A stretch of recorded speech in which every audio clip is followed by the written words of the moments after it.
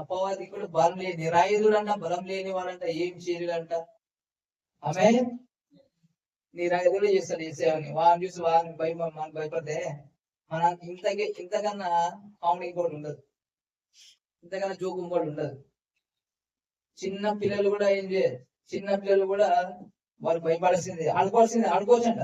ఒక ఈరోజు దేవుడు వాడిని నేను చేతిలో ఫుట్బాల్ బాల్ లాగా ఇచ్చినాడు, ఆడుకుంటావు భయపడి బాధ పారిపోతాం,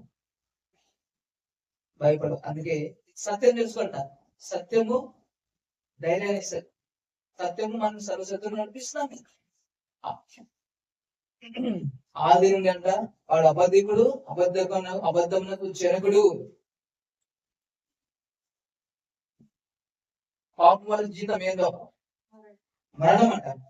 అమ్మా అది పాపం, అందుకే రోజు ఒప్పుకుంటున్నా బ్రదర్, మరణం అంట, పాపం జీతం మరణం అంట. అమ్మా అందుకే ఒప్పుకున్నా, శాపం అంట, పాపం అంట, అందుకే ఒప్పుకున్నా. అరే పాపం వచ్చే జీతం మరణము, ఆ మరణము యేసు ప్రభు బలి చేసినాడు.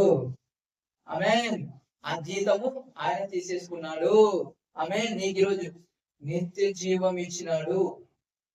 ఈరోజు నువ్వు నిత్య జీవం గలవాడు.